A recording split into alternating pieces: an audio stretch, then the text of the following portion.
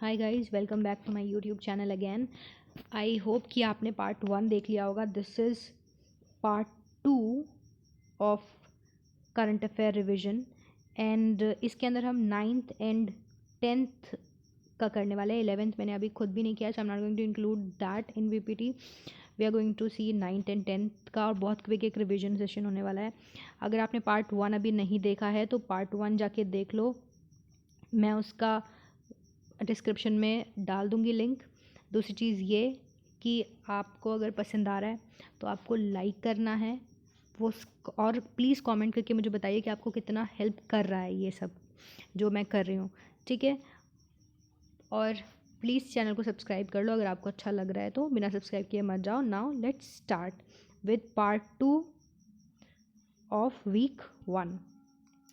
Ministry of electronics and information ने organise किया digital payment उत्सव। कहाँ पर? Indian habitat centre New Delhi के अंदर, जो पार्ट है किसका? वीक लॉन्ग आज़ादी का डिजिटल महोत्सव। आज़ादी का अमृत महोत्सव हम लोग मना ही रहे हैं, एज यू ऑल नो, पूरे साल चलने वाला है। तो इसी का एक वर्जन है आज़ादी का डिजिटल महोत्सव जो मीटी ने किया है। ऑफकोर्स मिनिस्ट्री ऑफ इलेक्ट्रॉनिक्स है तो डिजिटल महोत्सव होगा ही। और ये मिनिस्ट्री के जो यूनियन मिनिस्टर हैं अश्विनी वैष्णव जी, उन्होंने अटेंड किया। साथ साथ minister of state Rajeev Chandrashekhar ji ने भी अटेंड किया। ये राजीव चंद्रशेखर जी से रिलेटेड एक न्यूज़ आई थी अभी, जो मैंने पार्ट 1 में आपको बताई है। अगर आपको याद है तो कमेंट में तुरंत ये पॉज करके वीडियो मुझे बताओ कि वो क्या न्यूज़ थी। मुझे याद है वो ब्लॉकचेन से रिलेटेड न्यूज़ थी। क्या न्यूज़ थी मुझे बताइए। इन्होंने लॉन्च किए बहुत सारे इनिशिएटिव्स, जैसे कि अनवील किया डिजिधन का लोगो, लॉन्च किया अवेयरनेस कैंपेन, नाम है डिजिटल पेमेंट संदेश यात्रा। ये आपको याद रखना है, ऐसे कुछ भी पूछा जा सकता है। जैसे कि हमने एसबीआई का एग्जाम देखा पिछली बार, जिन्होंने दिया है उनको पता होगा कि ऐसा नहीं पूछा गया उसमें कि किसने लॉन्च किया, क्या किया। उन्होंने एक स्कीम पकड़ ली, एक कैंपेन पकड़ ली, उसके बारे में 4-5 पॉइंट्स दिए और बोला कि इसमें से कौन सा ट्रू है, कौन सा फॉल्स है, इस तरह से बताओ। तो इस तरह से आपको सारा सब कुछ बहुत ही डिटेल में पढ़ना है। उसके बाद नेक्स्ट आते हैं, प्रधानमंत्री नरेंद्र मोदी जी ने इनॉग्रेट किया बहुत सारे डेवलपमेंट प्रोजेक्ट्स 10,000 करोड़ के, जिसमें इंक्लूड है फर्टिलाइज़र प्लांट, एम्स के बहुत सारे इंस्टीट्यूशंस की प्रोजेक्ट डेवलपमेंट, और एक new building of regional centre of ICMR, Indian council of medical research. कहाँ? गोरखपुर, उत्तर प्रदेश के अंदर। काफ़ी अच्छी न्यूज़ है, आपको पढ़नी है पूरी डिटेल में, वाली न्यूज़ पढ़नी है।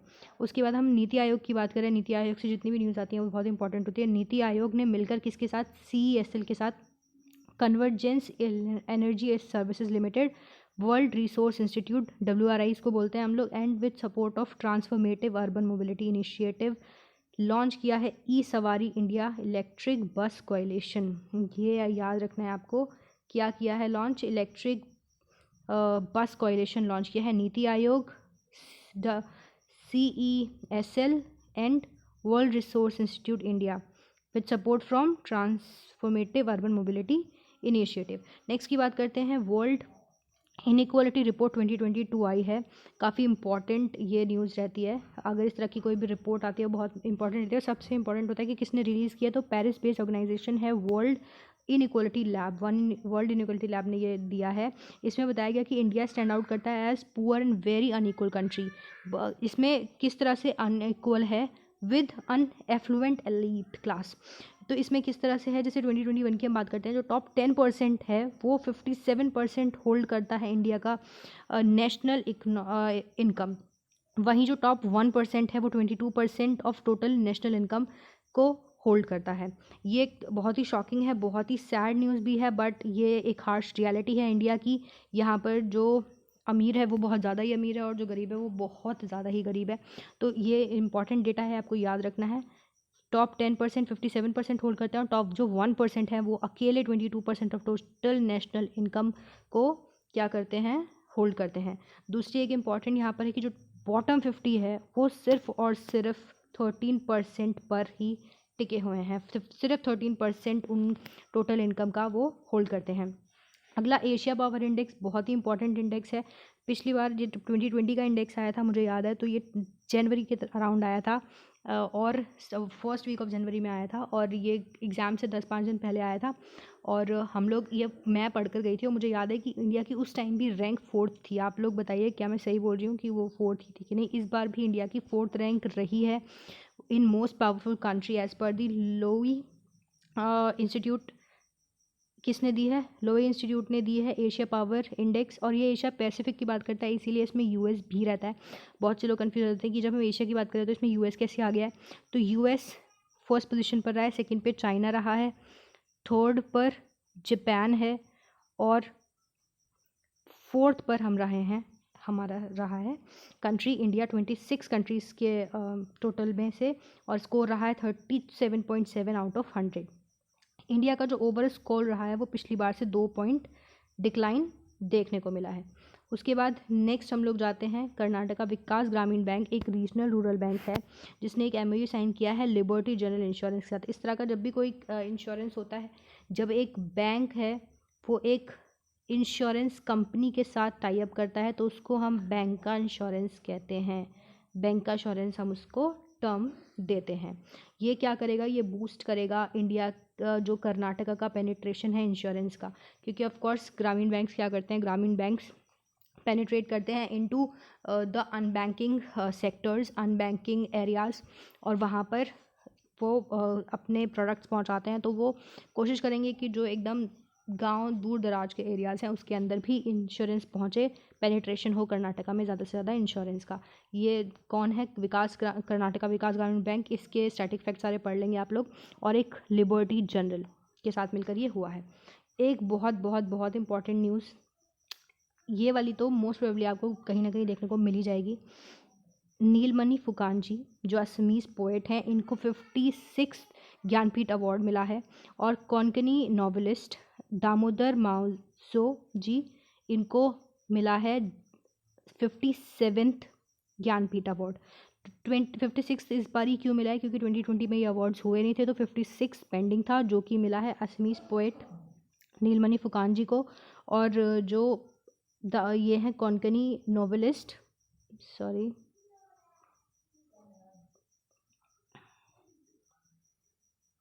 कहाँ गए हम लोग, यहाँ पर है, हाँ।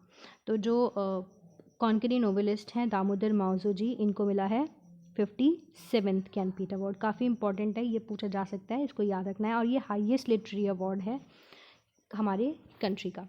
विमेन टेनिस एसोसिएशन की वर्ल्ड नंबर 1 बनी है कौन? आश्ले बार्टी जी, जो ऑस्ट्रेलियन प्लेयर हैं, प्रोफेशनल टेनिस प्लेयर हैं। इन्होंने 2021 का WTA world tennis association player of the year award जीता है, और ये सेकंड टाइम जीत रही हैं। पिछली बार उन्होंने 2019 में जीता था। काफ़ी इंपॉर्टेंट न्यूज़ है, आपने याद रखनी है। उसके बाद हम लोग आ जाते हैं फोर्ब्स की list of world's 100 most powerful women 2020। 18th edition आया है वर्ल्ड 100 मोस्ट पावरफुल वुमेन, जिसके अंदर टॉप किसने किया है इसकी बात हम बाद में करेंगे। पहले हम बोलते हैं कि इंडिया में कौन फोर्स सबसे ऊपर रहा है। तो इंडिया में जिन्होंने टॉप किया है वो निर्मला सीतारमण। ओवरऑल इनकी जो रैंक है वो 37th रही है। पिछली बार मुझे याद है ये जब आया था तो पिछली बार इनकी रैंक 41st रही थी, इस बार इनकी रैंक 17th रही है। अब बात करते हैं कि फर्स्ट कौन रहा है। तो फर्स्ट जो रहे हैं वो रही हैं मैकेंजी स्कॉट। मैकेंजी स्कॉट जो थी वो फर्स्ट पोजीशन पर रही हैं। अगर आपको नहीं याद नाम रहता है तो थोड़ा ऐसे याद रख लीजिए। मैकेंजी स्कॉट कौन है? ये एक्स वाइफ हैं, और ये बहुत कंट्रोवर्सी हुई थी जब इन्होंने जेफ बेजोस को डिवोर्स करा था। जेफ बेजोस को डिवोर्स करके इनका नाम है मैकेंजी स्कॉट। तो मुझे ये क्यों याद है? क्योंकि मैं फॉलो करती हूँ हॉलीवुड और बॉलीवुड की इस तरह की जो न्यूज़ रहती है, गॉसिप्स रहती है, मुझे इंटरेस्टिंग लगती है, मैं फॉलो करती हूँ, तो इसीलिए मुझे याद रहा है। तो अगर आप लोगों को इससे याद रहता है तो वेल एंड गुड, क्योंकि काफ़ी इंपॉर्टेंट क्वेश्चन है, पूछा जा सकता है। पिछली बार कौन रहा था ये अगर पूछा जाए तो पिछली बार जो है जो चांसलर थी जर्मनी की, जो अब नहीं रही हैं, और ये हम इसी वाले में पढ़ेंगे। चांसलर थी पिछले साल एंजेला मार्केल जी, वो रही थी फर्स्ट पोजीशन पर, लेकिन इस बार उनको रिप्लेस किया है और कौन बनी है? Mackenzie Scott. दूसरे पोजीशन पर vice president of USA Kamala Harris ji रही हैं। ठीक है, तो ये आपने याद रखना है। उसके बाद हम लोग बात करेंगे, एक और काफ़ी इंपॉर्टेंट नाम सामने आया है, इंडिया की 7th विमेन बिलियनियर जो अभी बनी थी, और ये इंडिया की पहली सेल्फ मेड बिलियनियर हैं, विमेन बिलियनियर हैं। नाम है इनका फाल्गुनी नायर, को फाउंडर है नायका की, सबने सुना होगा कुछ दिन पहले, और इनकी रैंक जो रही है वो 88th रही है। टोटल 4 विमेन हैं, 2 मैंने बता दी, 2 आपको देखनी है कि कौन कौन सी रही हैं इस top 100 most powerful women list के अंदर। उसके बाद हम बात करेंगे former chief election commissioner Sunil Arora ji. इन्होंने ज्वाइन किया है board of advisers of IDEA. अब आइडिया क्या है? आइडिया है institute for democracy and electoral assistance. ये स्टॉकहोम बेस्ड ऑर्गेनाइजेशन है, इसको इन्होंने ज्वाइन कर लिया है सुनील अरोड़ा जी ने। इंपॉर्टेंट क्वेश्चन है। उसके बाद हम बात करेंगे ऑबिचुरीज में, तो ये हैं एक बहुत ही famous and well known teacher, नाम है इनका नंदा किशोर पृष्टि जी, जिनको नंदा सर भी कहा जाता था। अनफॉर्चुनेटली इनका निधन हो गया है, जो कि पद्मश्री अवार्डी भी हैं। अब आपने ये देखना है कि पद्मश्री अवार्ड इनको कौन से ईयर में मिला था। उसके बाद हम लोग बात कर लेते हैं 11th edition of India Maldives joint military exercise Ekuverin. Ekuverin का मतलब होता है फ्रेंडशिप। ये हुई है हमारी एक्सरसाइज, और ये कहाँ हुई है? काढू आइलैंड मालदीव्स के अंदर ये हुई है, और इसका मतलब फ्रेंड्स होता है ऑफकोर्स। और ये एक्सरसाइज कब कंडक्ट की गई थी? सबसे पहले 2009 में शुरू हुई थी, और अब तक ये हो जा रही है, और ये इसका 11th एडिशन था। उसके बाद हम बात करते हैं union minister for rural development and panchayati raj, नाम है गिरिराज सिंह जी। इन्होंने एक रिपोर्ट लॉन्च करी है जिसका टाइटल है localisation of sustainable development goals through Panchayati Raj institutions. काफ़ी इंपॉर्टेंट है, जब भी कोई सस्टेनेबल डेवलपमेंट गोल्स से रिलेटेड न्यूज़ आती है वो अपने आप में बहुत इंपॉर्टेंट हो जाती है। ठीक है, तो सस्टेनेबल डेवलपमेंट गोल्स, पहले तो कितने सस्टेनेबल डेवलपमेंट गोल्स आपको पता होने चाहिए और सारे आपको याद होने चाहिए। कभी भी एग्जाम में ये पूछा जा सकता है, क्योंकि कोई ऐसा वीक नहीं जाता जहाँ सस्टेनेबल डेवलपमेंट गोल्स के बारे में कोई ना कोई न्यूज़ नहीं आती है। चाहे कोई कॉन्फ्रेंस हो रही है, चाहे कुछ भी हो रहा है, ठीक है। अभी कॉप हुई थी, G7 होती है, कुछ भी होती है, उसमें सस्टेनेबल डेवलपमेंट गोल्स का जिक्र ज़रूर होता है। चाहे हम कार्बन एमिशंस की बात करें, चाहे हम वेस्ट मैनेजमेंट की बात करें, कुछ भी सस्टेनेबल डेवलपमेंट गोल सबसे इंपॉर्टेंट है जो 2030 तक हमें अचीव करने हैं। ये आपको फिंगर टिप्स होने चाहिए। इनका याद करने का तरीका किसी वीडियो में 3-4 मिनट की वीडियो में मैं बता दूंगी, जैसे मैंने याद किए थे एक स्टोरी बना के। ऐसे मैं आपको बता दूंगी मैंने कैसे याद किए थे, और मुझे अब तक याद है।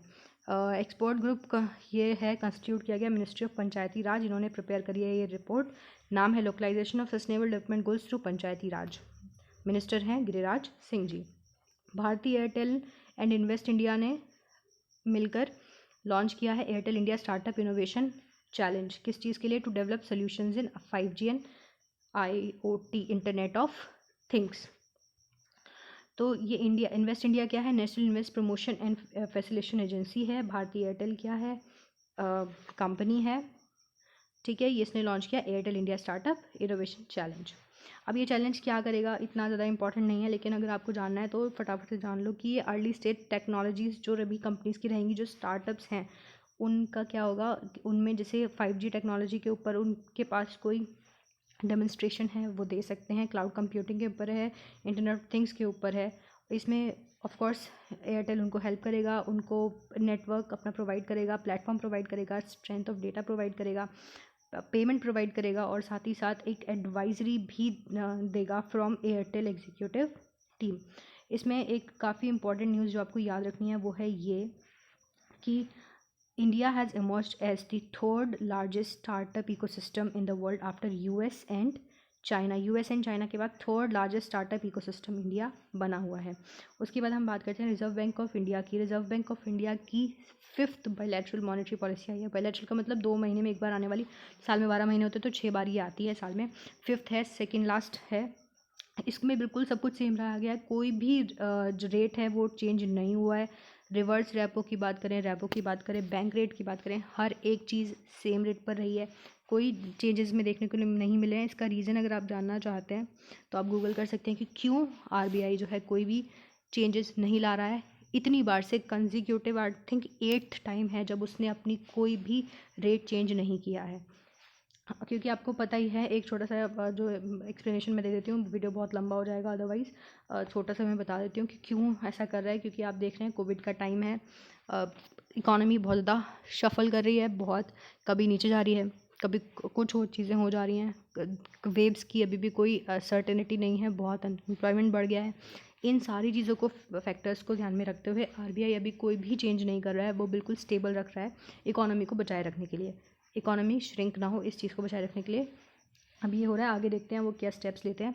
इसके बाद हम लोग बात कर लेंगे, इसमें एक चीज़ ये हुई है कि हमने UPI के बारे में देखा कि इसकी लिमिट इन्हेंस हो गई थी। एक दिन में आप ₹1 लाख से इसकी लिमिट 2 लाख तक की कर दी गई थी मार्च 2022 के अंदर, लेकिन अब इसको 2 से 5 लाख करने की बात की जा रही है, ठीक है। उसके बाद फॉर्च्यून इंडिया, जिस तरह से फोर्ब्स ने अपनी लिस्ट निकाली थी, इस तरह से फॉर्च्यून इंडिया ने अपनी लिस्ट निकाली है most powerful women in India 2021, जिसमें अगेन निर्मला सीतारमन जी ने टॉप किया है। उसमें टॉप तो निर्मला सीतारमण जी ने नहीं किया था, लेकिन इंडिया से निर्मला सीतारमण जी ने टॉप किया था उसमें भी। इसमें क्योंकि ये इंडिया की ही लिस्ट है तो निर्मला सीतारमण जी ने टॉप किया है इसमें। और she is followed by Nita Ambani ji, जो कि रिलायंस फाउंडेशन की चेयरपर्सन है एंड गुडविल एम्बेसडर भी हैं। उस अगर सेकेंड पोजीशन इनकी है तो थर्ड पोजीशन किसकी है? थर्ड पोजीशन है सौम्या स्वामीनाथन जी की, जो चीफ साइंटिस्ट हैं वर्ल्ड हेल्थ ऑर्गेनाइजेशन के अंदर।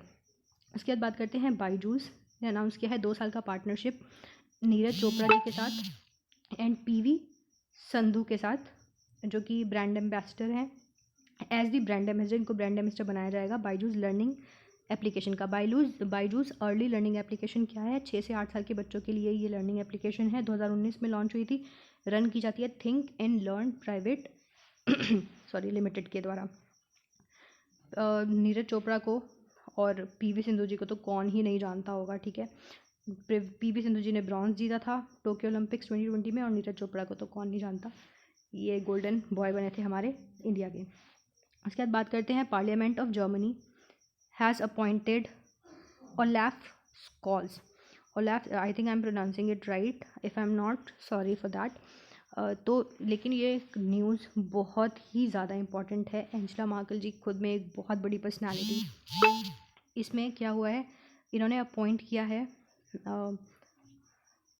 तो इनको रिप्लेस करके ओलाफ स्कॉल्स बन गए हैं जर्मनी के चांसलर, ठीक है। उसके बाद इंडिया ने 41 मेडल्स जीते, किसके अंदर? 4th Asian youth para games, जो कहाँ हुए? बहरीन में हुए। कौन सी सिटी में? रीफा सिटी ऑफ बहरीन में ये हुए हैं। एशियाज़ बिगेस्ट इवेंट, जिसके अंदर 12 गोल्ड थे, 15 सिल्वर और 14 ब्रॉन्ज थे। ये ऑर्गेनाइज किए नेशनल पैरालंपिक कमेटी ने ऑफ बहरीन ने, ठीक है। ये आपको इसमें इतना ही याद रखना है। और 5वां edition Asian youth para games 2025 जो होंगे 4 साल बाद होंगे, कहाँ होंगे? तजाकिस्तान उज़्बेकिस्तान के अंदर ये होने वाले हैं। इसके बाद हम बात करेंगे chief minister of Uttarakhand Pushkar Singh Dhami ji. नाम याद रखना है आपको, चीफ मिनिस्टर हैं उत्तराखंड के पुष्कर धामी जी। इन्होंने milk price incentive scheme Dehradun के अंदर लॉन्च करी है। इसमें क्या होएगा कि ये प्रोवाइड करेगी इंसेंटिव्स डायरेक्ट बैंक ट्रांसफर्स, जो डायरेक्टली आपका अमाउंट जो है आपके बैंक्स के अंदर पहुंच जाता है, उस तरह की स्कीम है। अराउंड कितने लोगों को बेनिफिट करने वाली है? 53,000 पीपल को ऑफ उत्तराखंड बेनिफिट करने वाली है ये स्कीम। नाम है मिल्क प्राइस इंसेंटिव स्कीम। उसके बाद हम अगली बात करते हैं, इसमें स्पेंड कितना करने वाली है सरकार? तो 444.62 करोड़ इसके अंदर टारगेट कर रही है सरकार स्पेंड करने का। और इसमें 500 मिल्क सेल सेंटर खोले जाएंगे उत्तराखंड के अंदर। अगर यहाँ बात करते हैं डेयरी सेक्टर की इंडिया में, तो डेयरी सेक्टर अकाउंट करता है 4.2% ऑफ नेशनल जीडीपी। और इंडिया जो है वर्ल्ड्स लार्जेस्ट मिल्क प्रोड्यूसर है। और उत्तर प्रदेश जो है इंडिया का वो टॉप प्रोड्यूसिंग स्टेट है। कितना? Total of 18% India's total production में कंट्रीब्यूट करता है उत्तर प्रदेश। उसके बाद एक बहुत ही सैड न्यूज़, तो ये मैंने सबसे लास्ट में इसीलिए रखी क्योंकि this is like really sad. जब सुना बहुत शॉकिंग था, पहली बार में तो मुझे विश्वास भी नहीं हुआ। कई सारे चैनल्स पे मैंने जाके देखा, is it true, like has this like really happened. और बट क्या करें, जो होना था वो हो गया। हमारे फर्स्ट सीडीएस और एक बहुत ही बेहतरीन जवान जो शहीद हुए हैं, ऐसे वीर जवान शहीद ही होते हैं। बिपिन रावत जी, जो इंडियन एयरफोर्स के MI-17 हेलीकॉप्टर में थे। 8 दिसंबर को ये हेलीकॉप्टर क्रैश हो गया। ये अपनी वाइफ के साथ थे और 11 अदर लोगों के साथ थे, जिसमें से इंडियन एयरफोर्स के ग्रुप कैप्टन वरुण सिंह जी हैं, जो सिर्फ लोन सर्वाइवर हैं इस क्रैश के। बहुत ही दुखद घटना है। ये कहाँ हुई? कुन्नूर तमिलनाडु के पास ये हुआ है क्रैश। और आप देख सकते हैं कि कितना भयंकर क्रैश हुआ है। अभी इसके बारे में ज़्यादा जानकारियाँ नहीं आई हैं। ब्लैक बॉक्स है जो है वो डिस्कवर कर लिया गया है। और क्योंकि अब वरुण सिंह जी भी लोन सर्वाइवर हैं, तो आगे जाके क्या हुआ, किस तरह से चीज़ें हुई, सब कुछ पता धीरे धीरे चली जाएगा। ब्लैक बॉक्स से भी चीज़ें पता चली जाएंगी। तो वील वेट फॉर दैट कि क्या हुआ था एक्चुअल में सारी चीज़ें। तो इनके बारे में हमें पढ़ना बहुत ज़रूरी है कि बिपिन रावत जी के बारे में पढ़ लें, ठीक है। तो ये 63 year old general Bipin Rawat ji 16 March 1958 को उत्तराखंड के अंदर बॉर्न हुए थे। इन्होंने अपने ट्रेनिंग टाइम में टॉप किया था और इनको अवॉर्डेड किया गया था sword of honour national defence college में, NIA में, जिसको बोलते हैं इंडियन मिलिट्री एकेडमी के अंदर। इनके पास कितने अवार्ड्स हैं, जब आप इनकी वर्दी कभी देखेंगे तो देखिए साइड में जितने भी मेडल्स लगे रहते हैं, इतने सारे मेडल्स हैं इनकी वर्दी पे, जो बहुत प्राउड चीज़ है हम लोगों के लिए। अब इनको परम विशिष्ट सेवा मेडल, उत्तम युद्ध सेवा मेडल, अति विशिष्ट सेवा मेडल, युद्ध सेवा मेडल, सेना मेडल, वशिष्ठ सेवा मेडल और पता नहीं कितने अवार्ड्स इनको मिल चुके हैं। ठीक है, तो एक बहुत ही बेहतरीन पर्सनालिटी हमारे बीच नहीं रही है। इनको first chief of defence staff बनाया गया 2019 में, और जब तक ये नहीं रहे तब तक ये सर्व कर ही रहे थे। एंड प्रीवियसली ये चीफ ऑफ इंडियन आर्मी थे। कौन नहीं जानता है इनको, जनरल बिपिन रावत जी। और अब हम पढ़ रहे हैं CDS के बारे में, और इतनी इम्पोर्टेंट ये पूरी एक न्यूज़ रही है, फ्लैश करती रही है पूरे वीक। तो ये हम लोग पढ़ रहे थे CDS के बारे में कि CDS can serve till the age of 65 and all the 3 armed services के जो चीफ्स हैं उनका टेन्योर होता है 3 साल का, और 62 years of age which ever is earlier. तो यहाँ हम लोग आ जाते हैं एंड ऑफ द वीडियो पर। Thank you so much for watching this video. Please like the video if you like the content, and please share with your friends, and if you're new to the channel, please subscribe to the channel. Don't leave without subscribing, and it is taking a lot of my effort and time to make such videos for you while doing my regular chores, by I'm doing a regular 10 to 6 job as well. So you know how hectic it is, but I'm taking out time because I really like doing it. So please comment down below and tell me कि आपको अच्छा लग रहा है, कि आपको नहीं अच्छा लग रहा है। Tell me everything that you are liking and not, and will meet in the next video. Till then take care, bye bye and keep learning. Bye bye.